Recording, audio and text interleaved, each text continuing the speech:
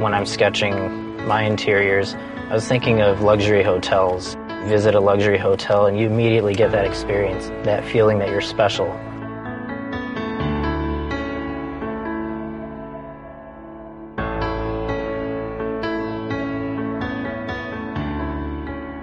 Early on, I draw by hand. Try to relax, try not to think too hard about details. It's really important just to try to get more into the emotion of how does someone feel happy and invited into this car interior.